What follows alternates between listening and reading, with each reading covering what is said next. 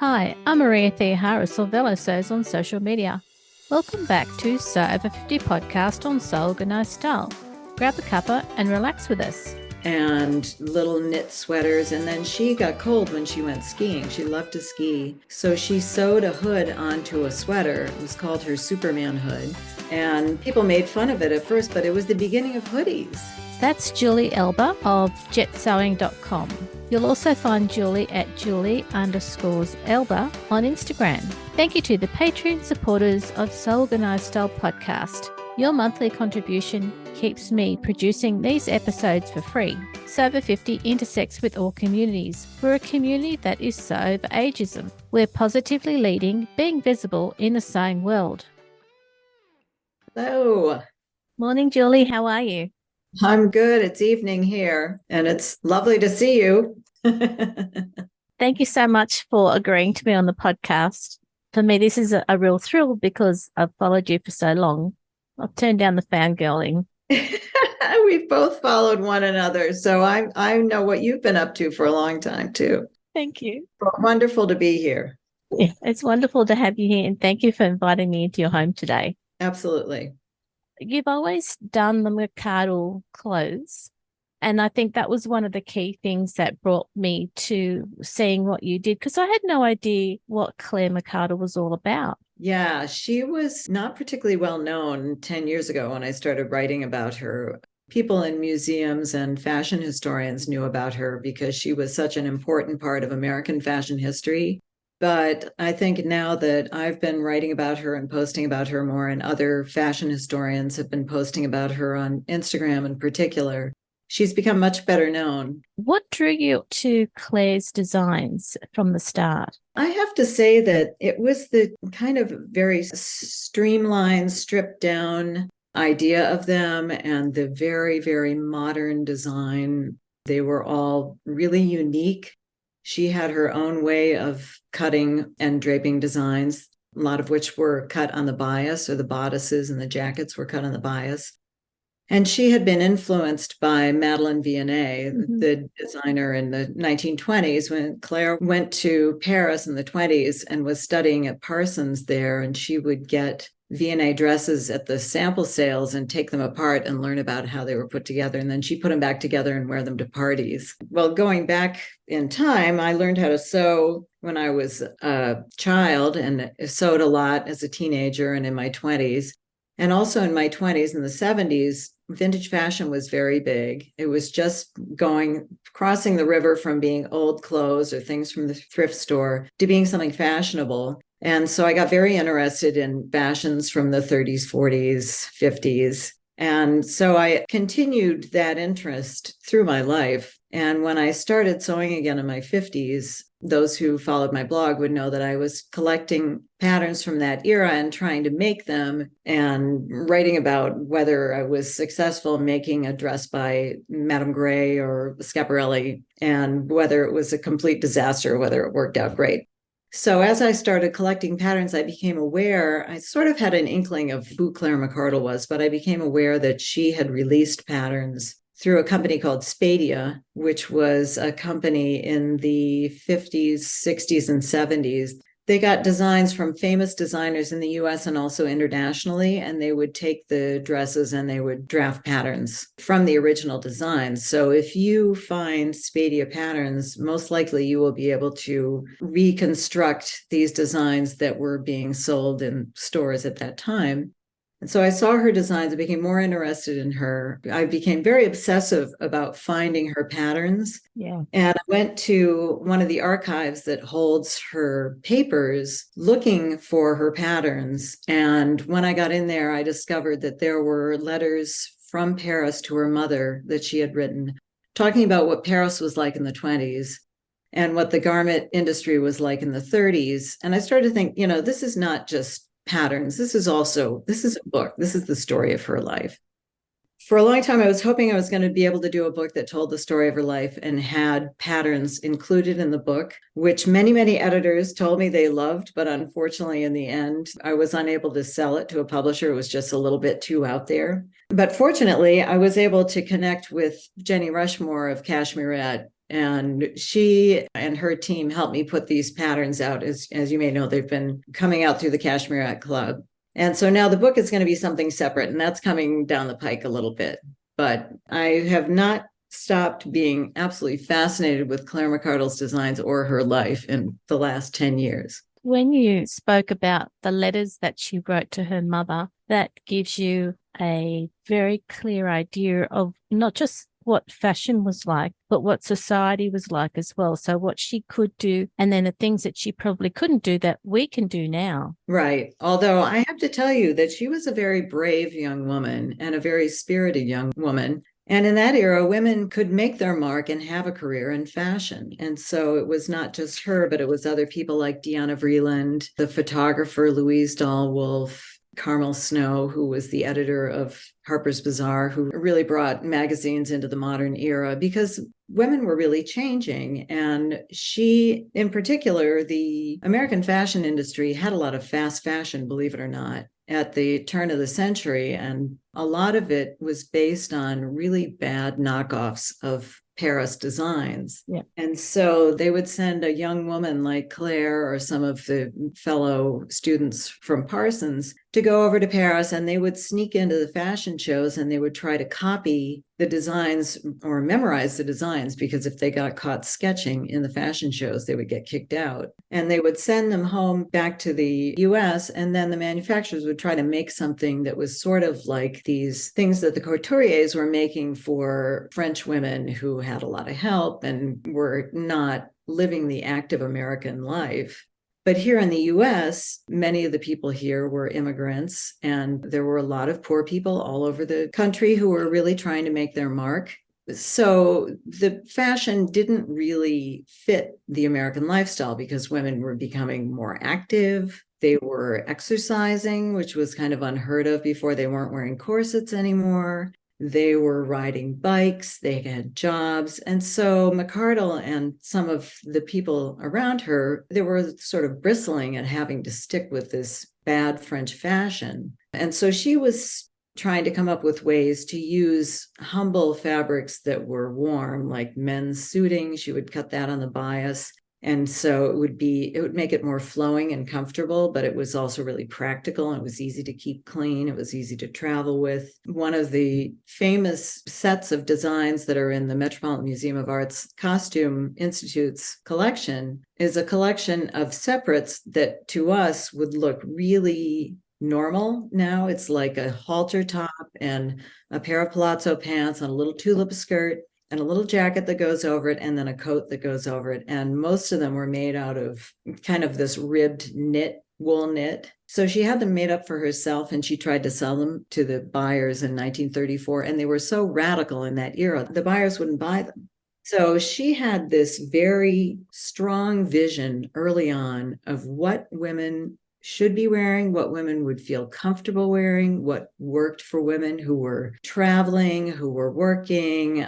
Her original big hit dress was called the monastic dress, and there were versions in her collections for her entire life after that, which was very gathered up in the top and then loose and flowing like what we would call a tent dress now, and then cinched with a belt or long strings, that kind of thing.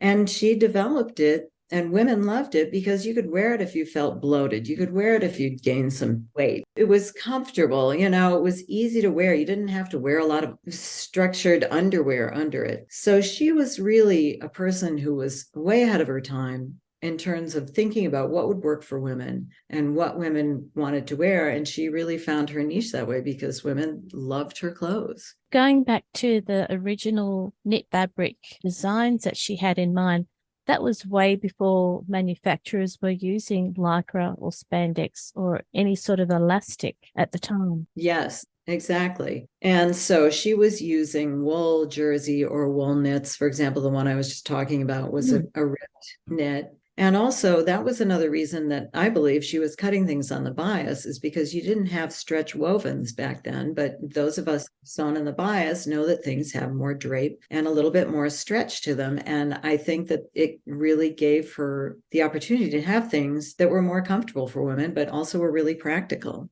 And she didn't have to redesign a fabric. She was using existing materials at the time and looking at how to make them comfortable, and cutting them on the bias is one of those unique ways that people forget about. Yeah, exactly. And she started working a lot with cotton, which was unusual in that era. Mhm. And particularly during World War II, things were rationed, so you couldn't get some of the other fabrics. And so she was working a lot with cotton, a lot with like men's suiting, things that were also easy for women to wear, washable. And particularly in that era, the men were off fighting. And so the women, in particular the women who were on the college campuses, sort of had the place to themselves. And women were working in factories. They had much more freedom during that era. And the clothes really reflected that. And also, you could only use a certain amount of fabric during World War II because it was rationed. And so she had her little wrap popover dresses made out of cotton that were comfortable, wash and wear, hit the knee. It was a very freeing design for people to wear. I can see why Claire McCardell is someone that you've got quite obsessed about.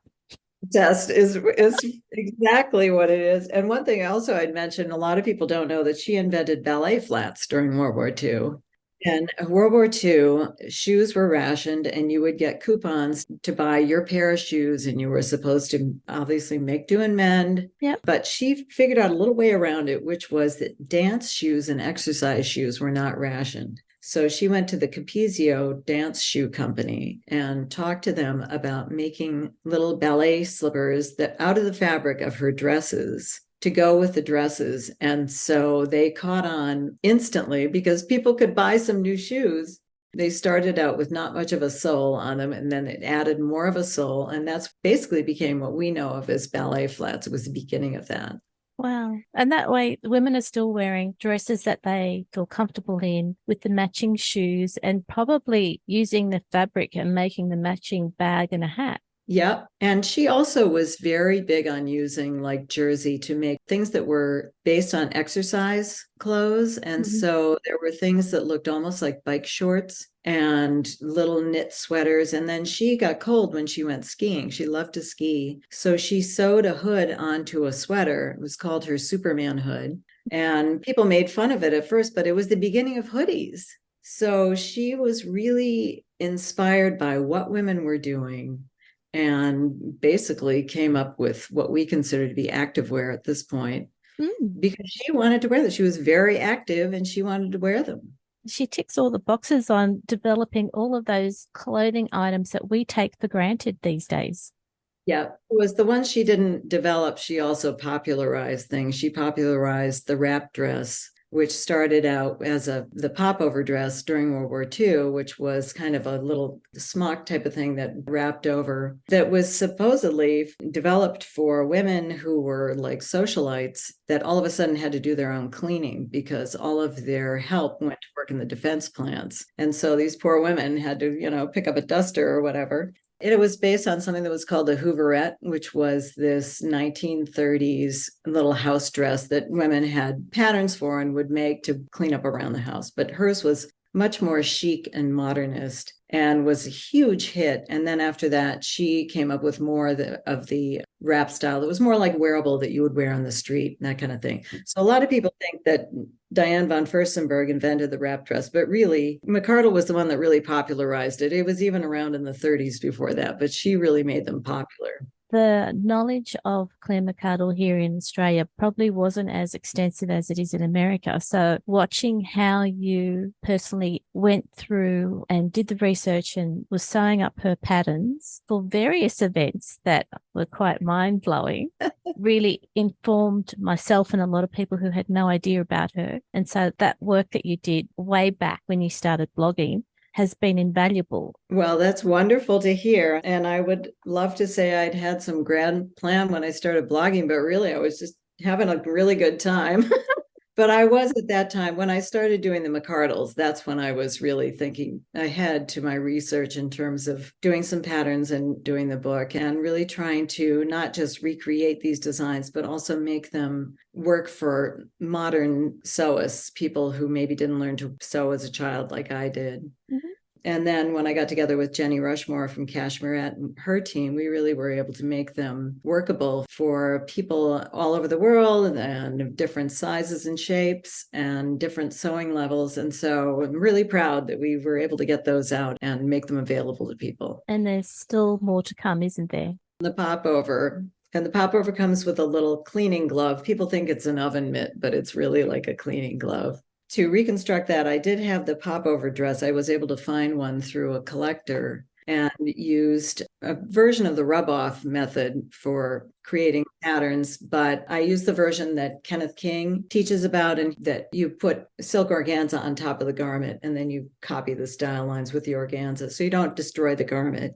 But to get to do the little potholder cleaning mitt, I couldn't find that. I think most of them are lost to time. However, there is one of them in the Metropolitan Museum of Art's collection with the popover, and that was donated by McCardell, and I think it was her personal popover, the one that they were testing out. It has some stains on it, so I think maybe she did some cooking with it.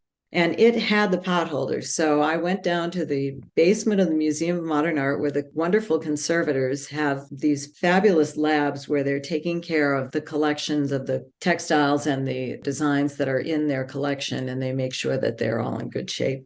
And they had it all laying out for me, and I got to look at the popover and the mitt, but I couldn't touch them, which is common in archives. But they were willing to measure it for me. I was able to ask a lot of questions and take photos. So from that, I was able to reconstruct the little modernist oven mitt cleaning glove. So I'm really excited to get that out. It's going to take me a little while longer, but it's coming. And it'll be one of those pieces that is unique. Yeah.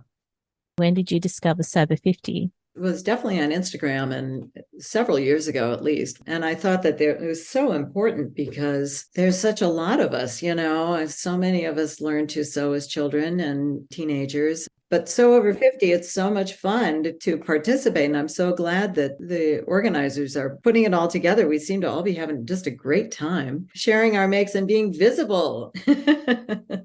And it's visibility in a positive sense. So it's making sure that people who sew of any age is recognized, but there's always that conversation in the comments or when people do challenges and they decide to get involved with each other. So that's always the fun part of it. Yeah. Well, and having been on Instagram for, 7 or 8 years now, I start to feel like I know some of these people, even though I haven't met them in person, seeing not only what people make, but they're showing, where they travel and what their life is like. And it's really nice to know that there are these people all over the world that you share this interest with. So I'm a big fan of Sew Over 50. Listeners, as you can tell, there was a lot more that Julie and I spoke about, and that will be in part 2 of her podcast, which will be coming up very soon. In part 2 of Julie's podcast, she'll be talking more about vintage patterns and ideas for sewing with bias. This episode of Sober 50 podcast on Sew Organised Style was produced by me, Maria Thea Harris, with permission of Julie Eilber, sound by bensound.com. If you want to provide a guest post for Sober 50, make sure you direct message Sandy at the Sober 50 account on Instagram. You can subscribe to Sew Organised Style podcast, but with an S, not a Z, on all good podcast apps. Make sure you go back and listen to our free Sober 50 podcast archive. And if you can, please consider supporting the production of this podcast on Patreon. We look forward to joining you in your sewing room next time. Stay safe, everyone.